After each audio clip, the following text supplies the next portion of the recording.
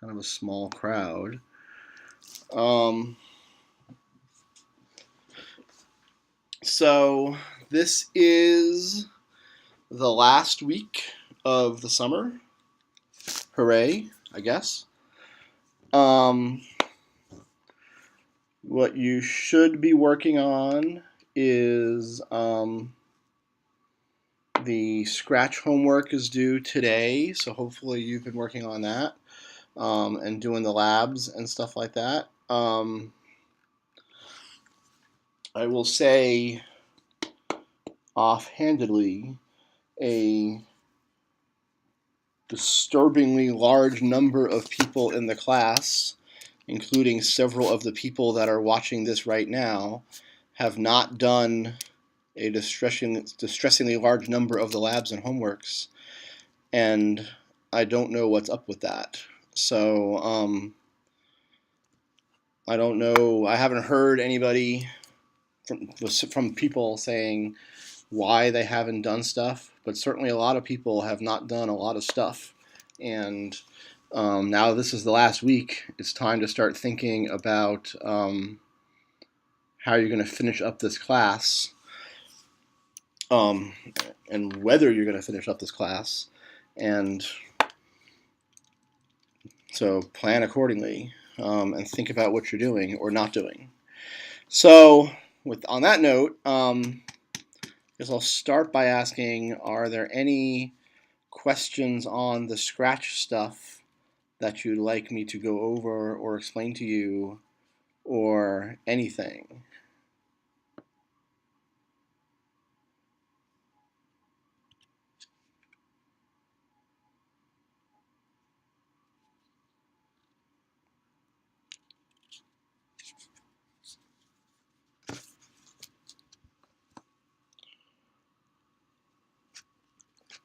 Anybody else?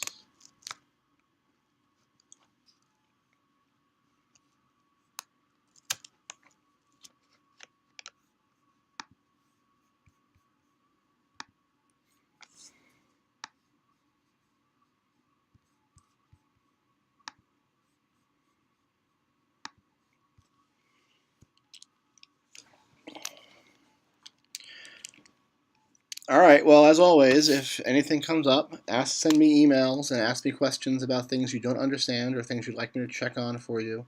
Yeah. All right. So as I said in the email last week, when I got her back from the registrar, the plan. This is week 5. Week 5 is the week on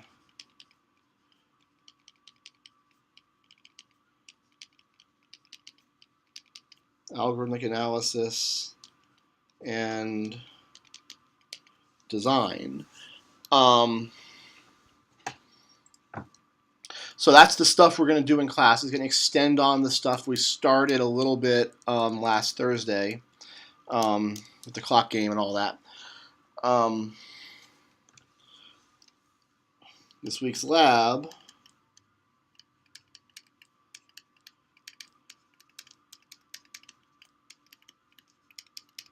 extra credit. So handing in this lab gets you a free amount of points equal to 1 lab grade.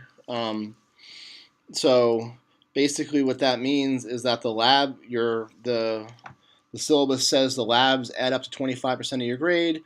It was initially intended for each of the labs to count for 5% each.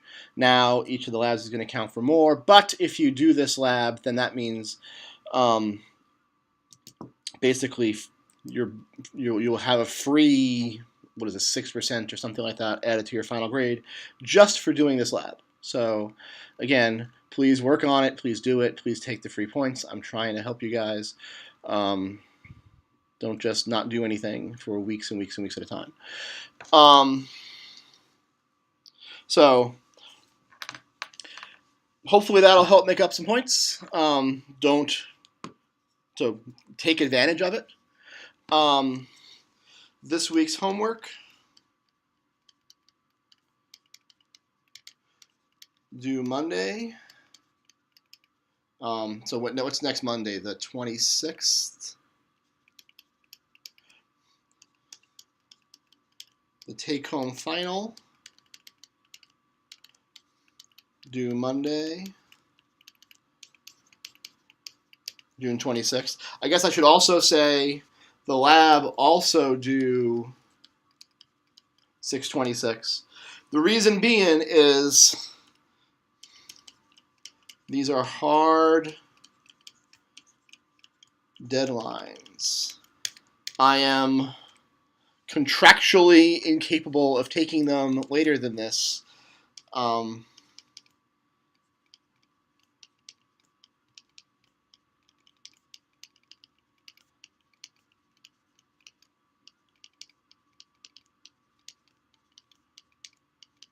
I have to submit final grades at 4:30 p.m. Tuesday the 27th. So making everything due on the 26th is me giving you as much time as I really legitimately can before I can grade everything and hand it in. Okay, so hopefully having the lab be extra credit, and to be honest, we're going to probably do some examples from the lab this week. So hopefully the lab will be even easier because we will spend some time working on some of the examples in the lab for you. Will help you get this done, and having 6 full days between now and next Monday night to work on the actual homework and the final will give you enough time to get everything done, because I really can't take anything later than that because I have to grade it and get it in by Tuesday afternoon. All right, does that make sense? Any questions on the schedule? It's a bummer, but I'm trying to. So by making the lab extra credit, I'm trying to make it less of a bummer overall. Make sense? Okay. So the Scratch lab's due today. Scratch homework, sorry, is due today. All right. So, like I said, this week, thinking about how to design algorithms to solve problems and how to measure quality of an algorithm. So, if you remember last week, we did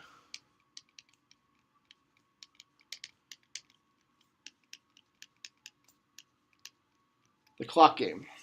And the algorithm, we gave a couple of examples of algorithms for the clock game.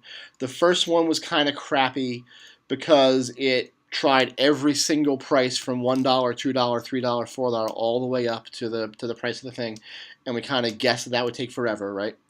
And we had the second algorithm where I split the range in half, remember that, and I guessed in the middle, and we went higher or lower, and I kept chopping the range in half, and that ended up finding in a lot fewer guesses the right price. And I didn't prove this to you because to really prove this to you requires math, but the algorithm I gave you last time about chopping it in half will find any price, no matter what it is, in a relatively few amount of steps. Okay, so this week I want to do a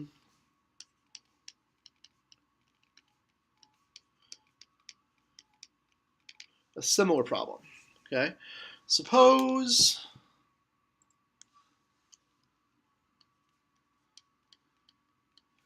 I have a list of names.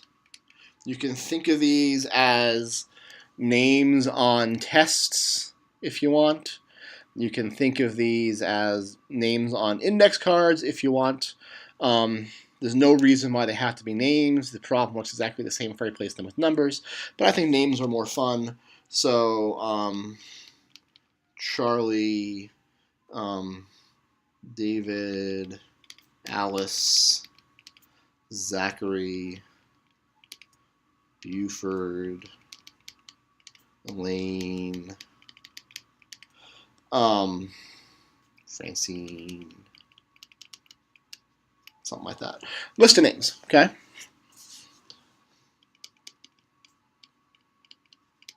I'm handed a specific name and asked, is that name in the list? Okay. So you have the list. Imagine the list is so big that you can't just look at all the names like you can at the names I put on the screen and just know. Then I have a giant pile of like 1,000 names. I'm not going to write 1,000 names in front of you, but that's the kind of situation I want. So really, all I can do is look at one name at a time, or one person's paper at a time, and go through it and check and see if it's the name that's in the list. Okay. So here's my question for you guys.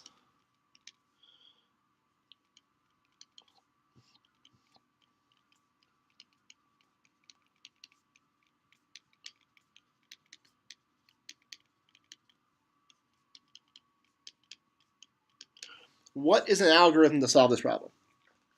If you were handed a giant pile of 1,000 index cards with names on them and asked, tell me whether somewhere in this pile of index cards there is the name Zachary, how would you do it?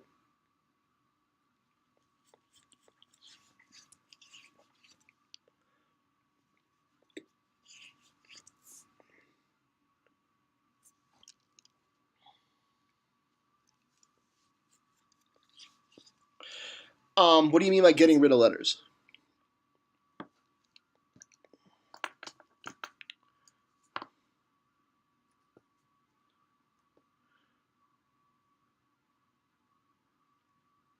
Haley's got the right idea.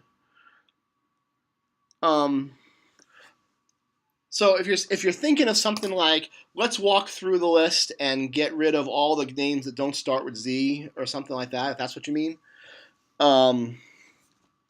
So think about that for a second. If you're going to go through all of the names and get through the ones that don't start with Z, you might as well just go through all the names and see if any of them are Zachary, right? So it's the right idea to kind of try to get rid of extraneous stuff, but if you're going to look at everything, you might as well just look at everything once and see if it matches. Does that make sense? Yeah. But you are right that we're going to want to do better than this, right? This is the basic algorithm. Look at all names one at a time and see if there's a match. Okay. Here's question 2. This is kind of a opinion question. Does that feel fast or slow? Slow. 1,000 cards is 1,000 things. Okay. Here's the more tricky question 3. Can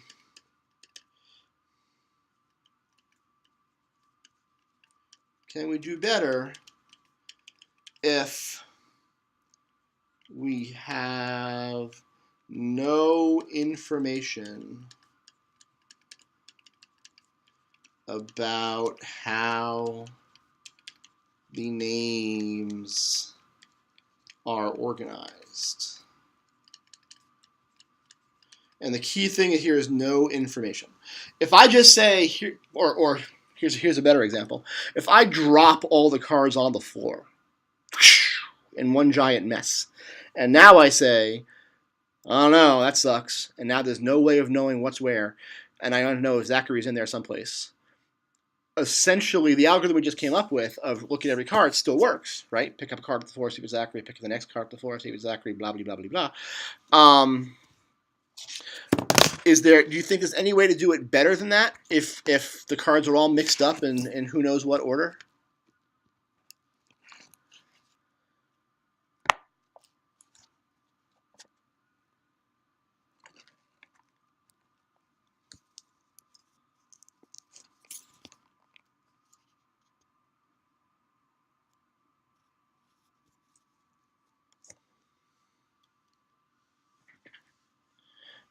Okay, so that's actually a really good question. The answer to question 3 technically is, hey man,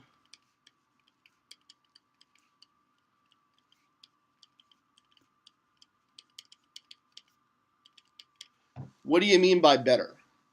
Okay, so I didn't really talk about this, but so let me ask you a leading question 4.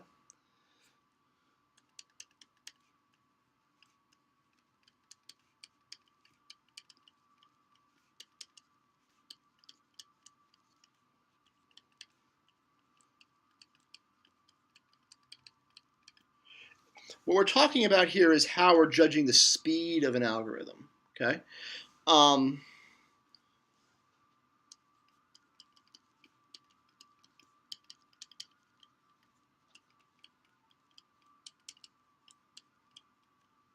Let's not say best, let's say fastest.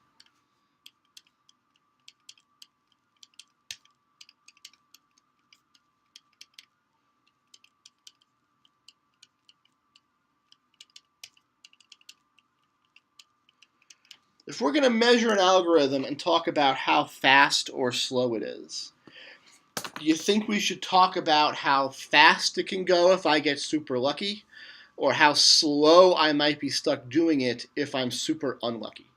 Which, I mean, knowing both would be nice, right? But if I got to pick one as the way to measure my algorithm's better than yours, what do you think would you rather know in general? Okay.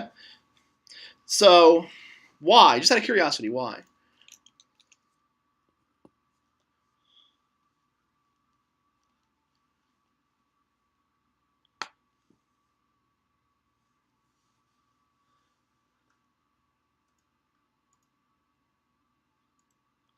What made you say fastest?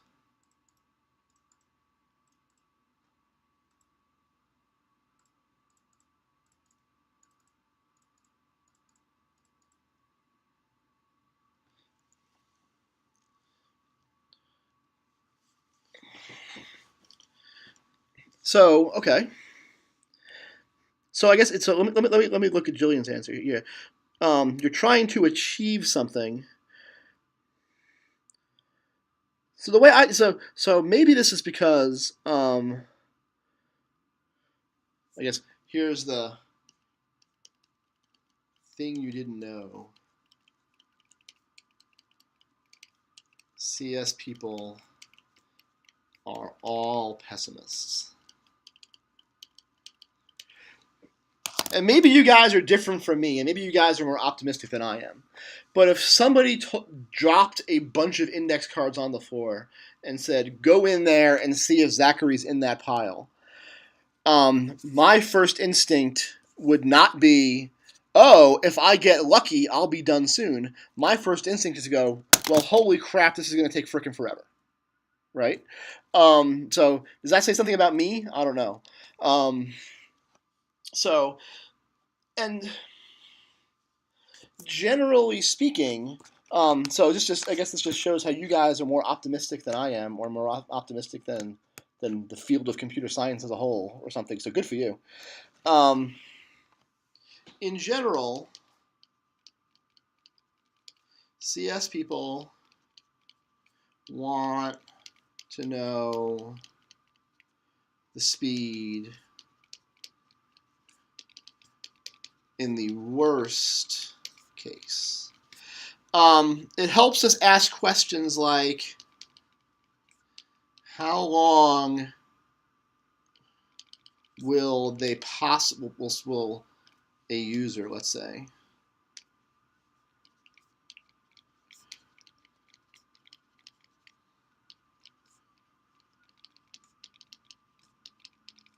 how long will a user possibly be waiting? How much time do I need to schedule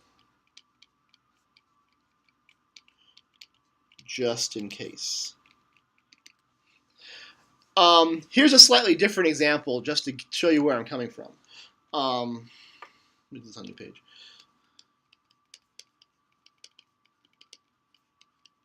Self-driving cars are becoming a thing, right? A self-driving car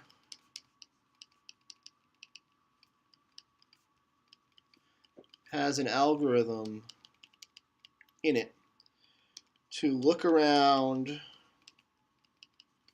at traffic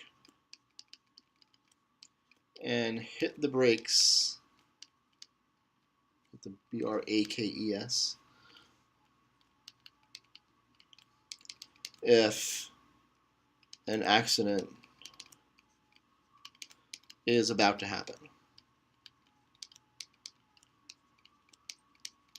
Right? So that algorithm would look something like this. Step 1, look around. Step 2, hit the brakes. I need to put a timer into this self-driving car that checks every so often for seeing if things are out there. Okay? And I want to know how long this thing's going to take. I want to know how long I have in terms of reaction time between when it notices something or when it's finished looking around and when I have to hit the brakes. So would I rather know the fastest the looking around is going to be, or would I rather know the slowest the looking around is going to be before I schedule my searches and hitting the brakes? I think I want to know the slowest, right? I want to know, I don't want to think about how fast it can possibly look around and stuff. I want to know if you're going to stop and look around, how long that's going to take, because I got to do stuff when you're done, and I got to schedule hitting the brakes as soon as possible in the worst possible situation. Okay? So there's a lot of work done in computer science in designing algorithms that promise in the worst case that something like looking around will only take in the worst case will only take a certain amount of time, so that you're guaranteed to check and hit the brakes, every half a second or something like that. I don't want the looking around to take a half a second sometimes and 20 seconds sometimes, because I don't want to wait 20 seconds to know if I should be hitting the brakes or not, right? I want to design an algorithm that promises in the worst case to be fast. Okay? I want to know how, so it's a little bit of both. I want to know how fast it is in the worst possible situation. Does that make sense? Because it's kind of a tricky dichotomy there. You buy that?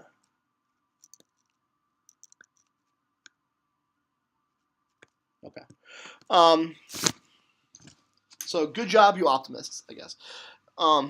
Right. So that's the idea. So it's not a question of how good can it be. It's a question of, if I've got to wait forever, how long is forever going to be? If you hand me the worst possible situation, is the car useless? Right? If you hand me the worst possible situation, is there no use for? I like the no use for it. Yeah, that's a good way of thinking about it. All right. Cool. So let me go back to the question I asked a second ago.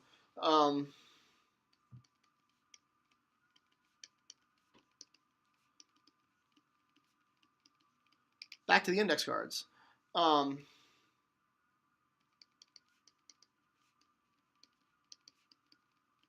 In the worst case, I have to look at every card, right? If I'm looking for Zachary and Zachary's not there, then the only way I know by this algorithm if Zachary's not there is by looking at every single card and saying, you're not Zachary, you're not Zachary, you're not Zachary, you're not Zachary, over and over and over again for every single card and hating my life, right?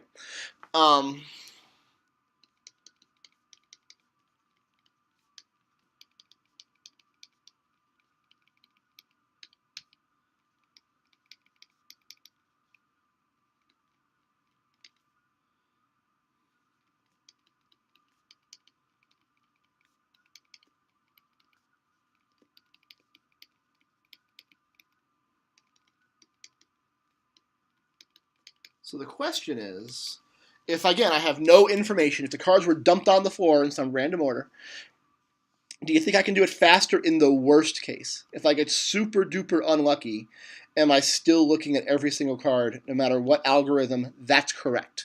So I guess I should say there's always an implied and still be correct, be a correct algorithm. It's very easy to write a fast, incorrect algorithm. Say, nope, not there, and that takes one step and you're done. But that's not really an algorithm that solves the problem, right? So what I'm asking is, do you think there's a way that would let me, in the worst possible case, if I get super duper unlucky, not look at every single card and still be correct?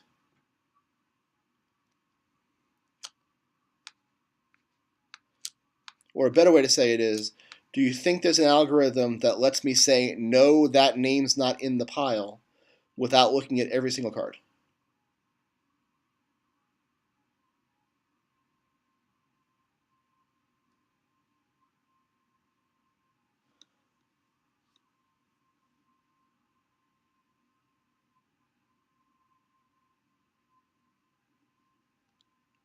You get what I'm asking?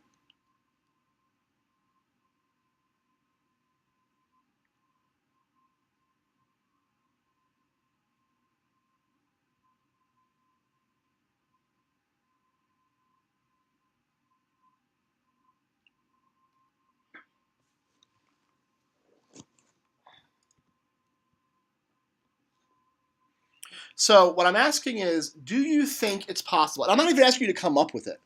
I'm asking, do you think it's possible that an algorithm could exist that would correctly find the name if it's in there, and correctly say no, it's not if it's not in there? That would not look at every single card in the worst possible case. So, do you think somebody can come up with an algorithm that takes a random pile of index cards shuffled all over the floor, and without looking at every single one, yes, has to be 100% accurate all the time, no matter what I give you, no matter what the cards are, no matter what the name is, yeah, without looking at every single card?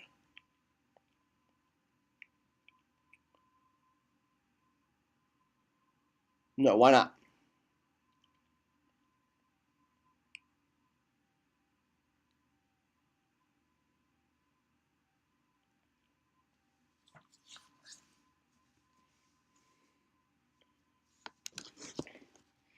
So, and the idea is, so I mean, you're right, the answer is no, okay? And the logic goes,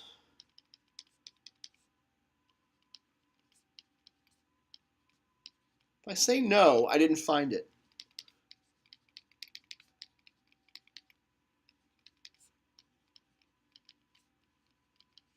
If I say no, but don't look at every card, how do I know that the card I ignored didn't have the name I want?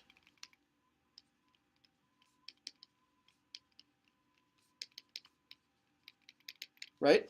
There's no, if I know absolutely nothing about how these cards are arranged, then there's no algorithm that I can come up with that skips over a card and says no with any confidence, because how do I know the card that the card or the cards that I decided not to look at didn't have that name I was looking for, right? There's no way to know because I don't know anything about how these are arranged. Does that make sense? So by that logic, every single algorithm that wants to correctly, with 100% accuracy, that wants to correctly tell me yes, and here it is if the name is in there, and tell me no, it's not there if the name's not in the list, has to look at every single card. You buy that?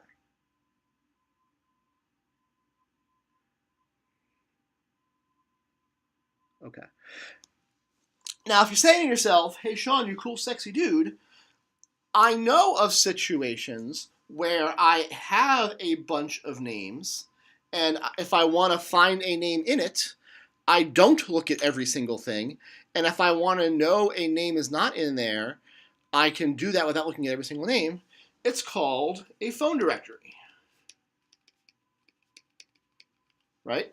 In a phone directory, they list out every single name: Alice, Buford, Chris, Dan, Wayne, Francis.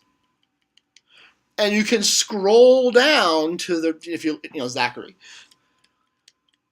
And if you're looking for the D's, for Dan, you can scroll down to the D's, and if it's not in the D's, you know with confidence that Dan is nowhere in the phone directory, right? The difference is, here, I can find a name, well, I can search for a name, or no, it's not there.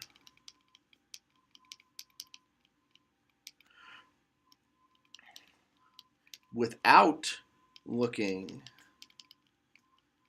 at all of the names. And the reason why you can do that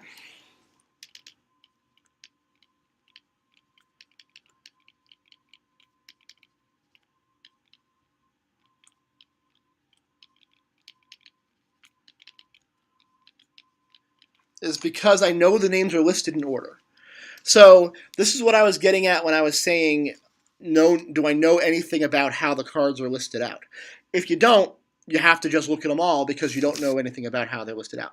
If they give them to you in order by name, then you can do things and save some work, right? This is where we got into what you were saying before, I think, about the peeling off the first letter kind of stuff, right? If you're handed a giant phone directory of 1,000 names where you know all those names are listed in order, you'd start flipping through the book until you got to the section that started with the first letter of the name, and then you'd scroll through that, and if it was a really big section, you'd find maybe the first 2 letters of their name or something like that, and you'd zoom in on the name you're looking for without having a look at every single name in the entire directory, right? So the point here is, having your data arranged in certain ways matters. All right. So you buy that? Do you buy that if I handed you a phone directory, you can come up with an algorithm that does not, in the worst case, look at every single letter, look at every single name, because that's not how you do things in real life? That makes sense? Now I'm going to kind of give you an algorithm that's based on binary search here in a minute, but do you kind of see where I'm going with this? All right, cool. So last time we did the Price is Right clock game, where I guessed a price in way less guesses than the range of possible prices. I think the example I gave you was I can guess a car between $1,000 and $20,000 in 16 guesses or something like that, right? 20 guesses. Still way less than 20,000, right? This is the same kind of idea, but with numbers instead of names, right? I'm looking for a list of prices. I'm handed a list of prices. I want to know which price is the one that I'm looking for that's special. Or the corresponding problem for us, again, it's called binary search.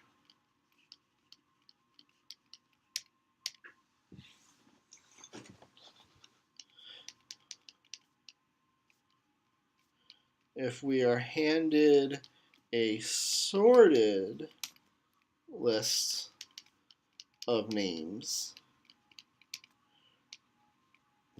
and a key to look for, then I can find it in way less steps than looking at all elements. So I'm going to give you the binary search algorithm for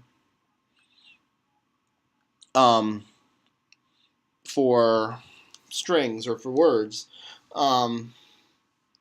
So we're handed a list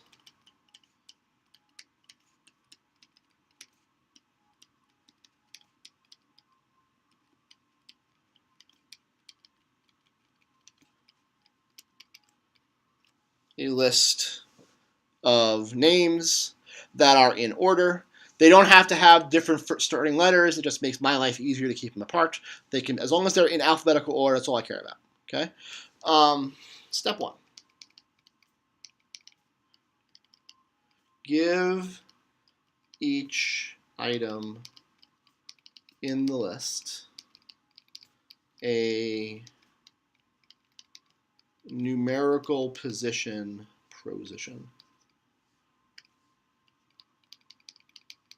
starting at 1. And so Alice, Bob, Chris, David, Eugene, Francis, Gail. 1, 2, 3, 4, 5, 6, 7. So I have 7 names in my list. Alice is the first name. Gail is the 7th name or the last name. Okay. Step 2. The lowest position is position 1. The highest position is the last one. So what I would do is I would go back to here and I would say you're the lowest guy and you're the highest guy. Okay?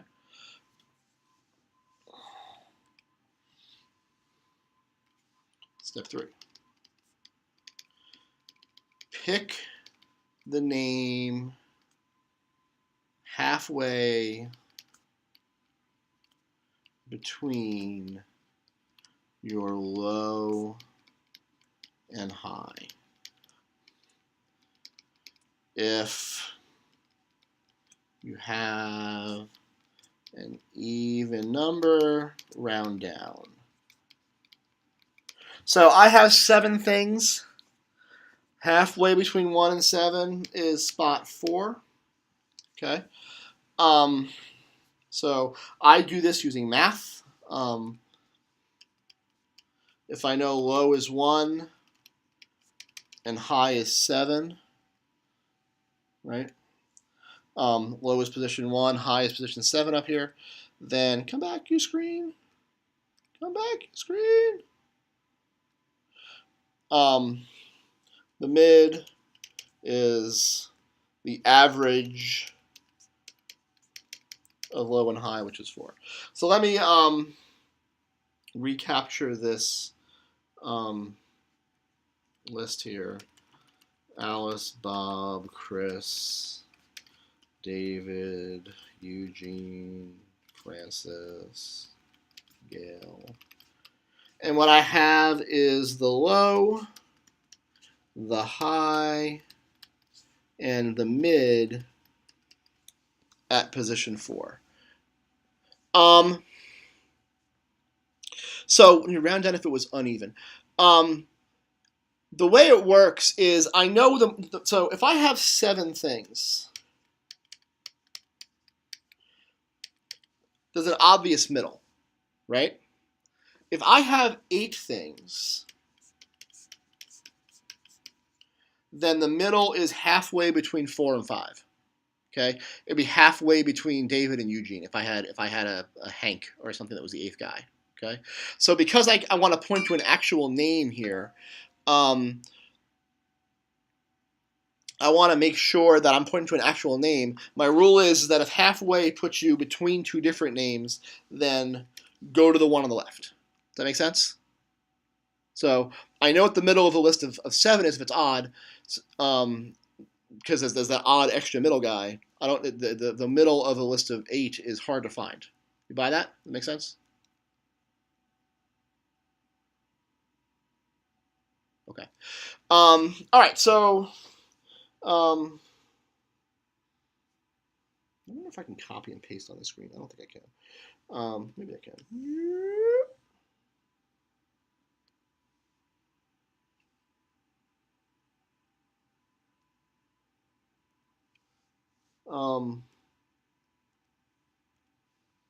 Hey, look at that. 9th class out of 10. I learned how to copy and paste.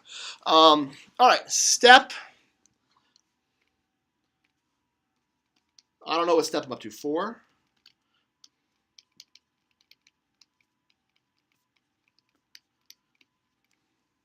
Three things can happen.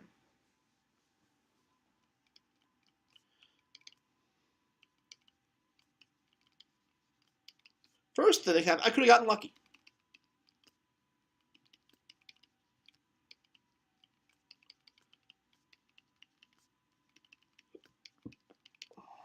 It could be the case that I'm pointing at David, and David was the name I wanted, so hey, look, I found it. Okay? If so, yay, I'm done. Okay? Case 2,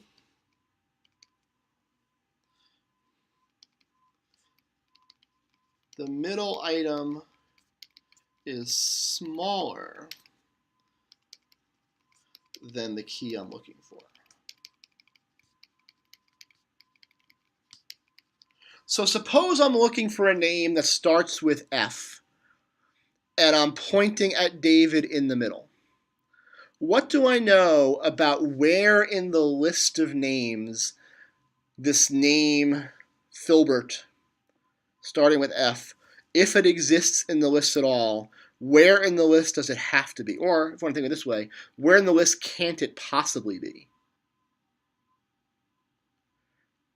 If I'm looking for something that starts with F and I'm pointing at David, David's too small.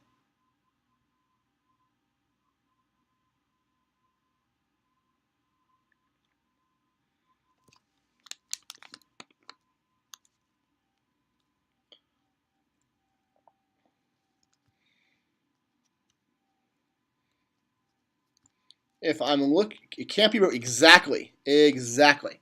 So,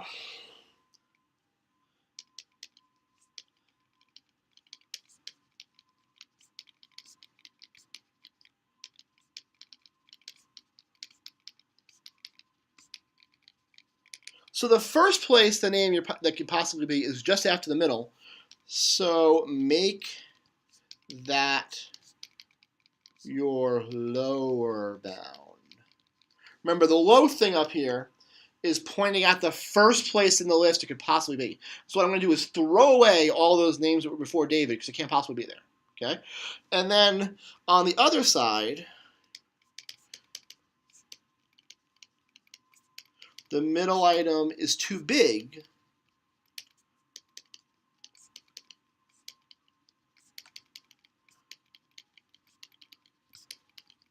The middle item is larger than the key I'm looking for. So in this case, I've got to chop off the stuff on the right. The last place it can be is just before the middle. And I know I'm going off the screen here. I'm gonna do an example here for you in a second. So make that your lower bound. Okay. So, and then step whatever I'm up to, 5 or something. If you haven't found it, and words names still exist between low and high, go back and find a new mid. If no words exist between low and high, stop. Okay, so stop, and the word is not there. So that's a lot of writing. I want to walk you through an example. So let me do Alice, Bob, Chris, David, Eugene, Francis, Gail, Hank, Irene. 9 names, okay? So I start out with my low and my high. The low is, remember, these all have positions. 1, 2, 3, 4, 5, 6, 7, 8, 9. If the key that I'm looking for right now, we'll do David. Okay. Step 1. Well, we'll do it this way. Low is Alice, position 1. High is Irene, position 7, 9. 1, 2, yeah, 9. What's the mid? What's the middle between those two spots?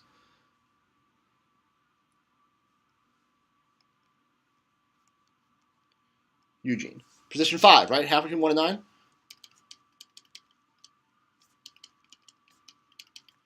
Eugene is too large, so high becomes position 4. Okay, so what happens is basically I'm going to take everything from here on out and chop them all out of the list. If Eugene was too high, everybody higher than Eugene was also too high. And so the highest thing it can possibly be is David. Now, I haven't looked at David yet, so I can't see if it's there. But the possible places that David could be is in the first 4 spots. Okay? So I still have a range of possible names. So right now, my low is position 1. My high is position 4. What's halfway between position 1 and position 4?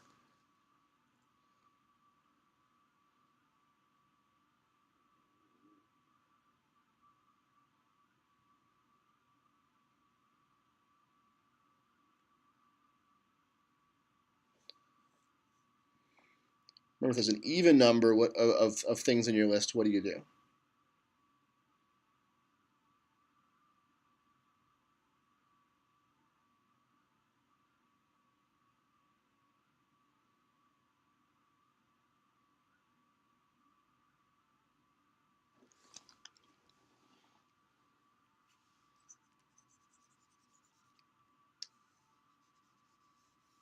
So what we're doing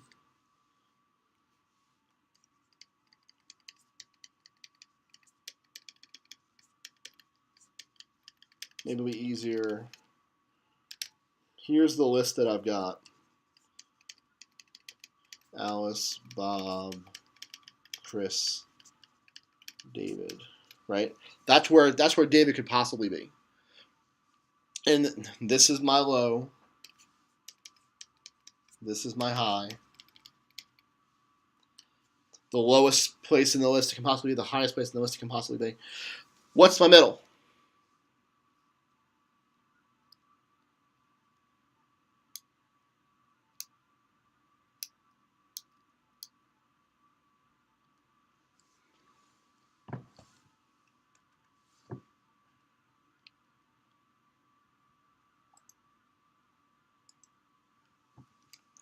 Yep.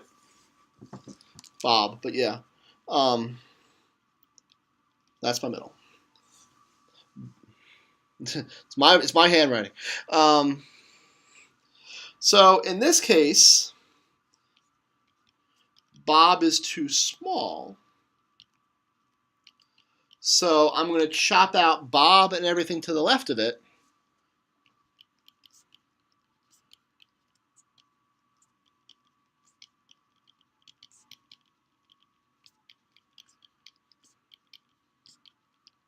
The low is going to end up pointing here.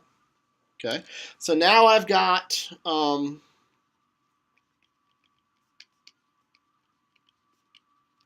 Chris and David. Chris is my low, Dave is my high. What's halfway between those two?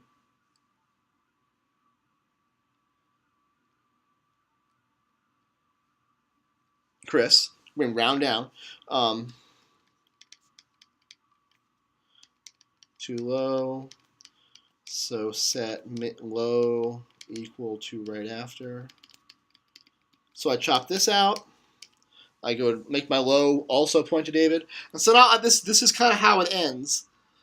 You have a list of one thing that the lowest place in the list and the highest place in the list are both pointing to the same place. Hey, what's the middle between David and David?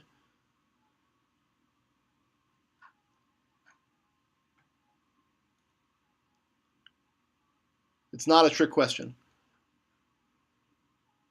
Yeah. So the mid is David. Found it. Okay. And so, that seems like a lot of work, and it kind of is for a list of 9. Can you see how if I had a list of 9,000 names, I would quickly be chopping out half of the list over and over and over again and quickly getting down to the part of the list that matters? You see how that makes sense? It's just hard to see on smaller. I have to walk you through all these steps on smaller lists because I'm not going to draw a list of 9,000 names for you, for what I hope are obvious reasons. So let me do one more example. Here's the whole list again. Alice, Beth, Chris, David, Eugene, Francis, Gail, Hank, Irene. 1, 2, 3, 4, 5, 6, 7, 8, 9. This time the key is going to be Elvis. Okay, something that's not on the list. I want to show you what happens when how this thing stops and says no. Okay, again, I start out by saying you're the low, you're the high. What's the middle?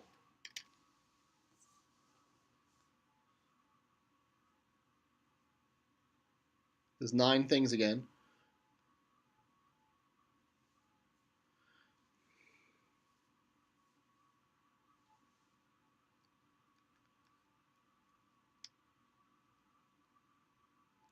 So remember, the first step of binary search is to find the middle thing in the list.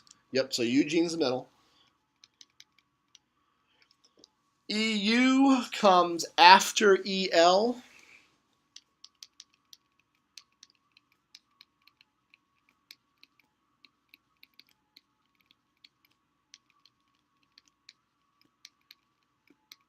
Eugene's too big, so everything to the right of Eugene is too big. So now I'm doing this. Alice, Beth, Chris, David. This is the low. This is the high. So again, what's the middle this time?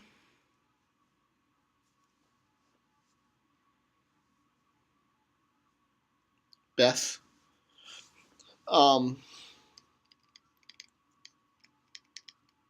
Beth is too small. It's before Elvis. So set low right after it. So what we're saying is, if Elvis is going to be in the list, it's got to be in these two spots. And obviously, it's not going to be, but we don't know that yet.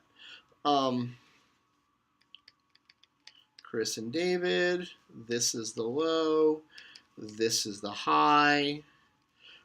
What's my mid? And we're looking for Elvis. So what's halfway between Chris, right? Too small. Set low right right after it. New color. So now I'm left with David, which is both the low and the high. So here, this is just like before, where the mid is David, too small. Set low right after it. So what I have is a list where David's gone, but the list is now empty. So it must not be there. So Elvis must not be in the list. So the idea is what we're doing is we're chopping the list in half, and chopping it in half, and chopping it in half, and chopping it in half, over and over and over and over again, until we're down to one, until we get lucky and find it, which is possible. The first thing could have been Eugene, right? We could have been looking for Eugene. That would have been awesome. Until we get lucky and find it, or we get down to one element and find it, or we get down to nothing left in the list because we chopped everything out, in which case we know it's not there. Okay, so this is an algorithm that promises to always get the correct answer with 100% accuracy, but does it in less steps than looking at every single thing, and it turns out a lot less steps for big lists, but you have to know ahead of time that the list is in order, right? All of this, I can chop out half the list stuff, only works if the list is in alphabetical order.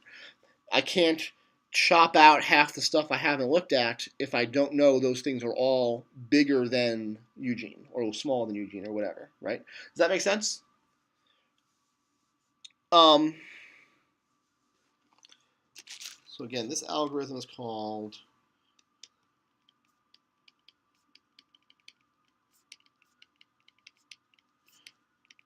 binary search.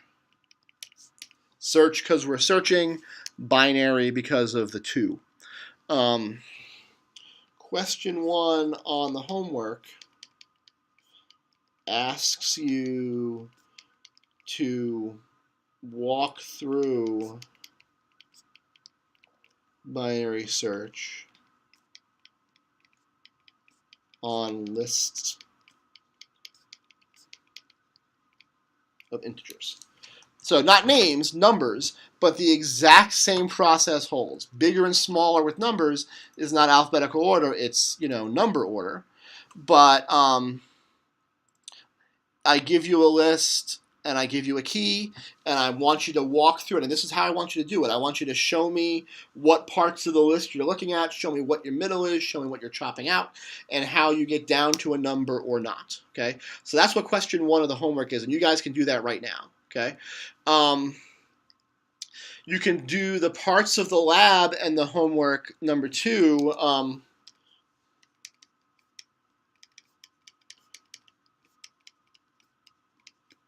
The rest of the lab and the homework ask you to design algorithms and talk about steps in what's called Big O notation. We'll do that on Thursday.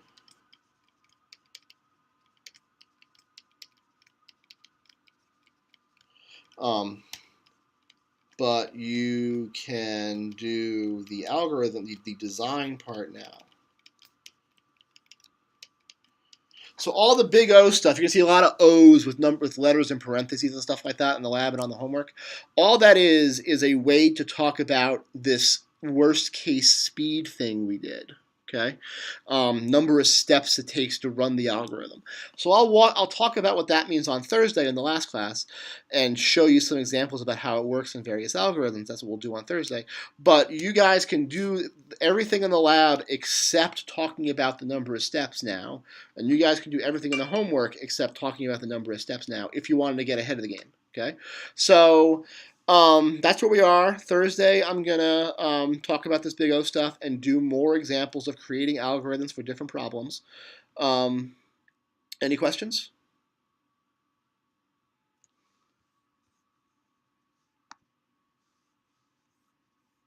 All right. Do ask me lots of questions this week. I know it's a busy week. And I know there's a lot of stuff to do. Don't put this off. Ask questions. Ask for help. Even if you're like, I have no idea how to start this, tell me that, and I'll see if I can focus you on what you're really having trouble with. Okay. But the sooner you ask me, the sooner we can have that back and forth. All right. So good luck. I will see you guys Thursday. Until then, have fun and may all your searches be binary. I don't know.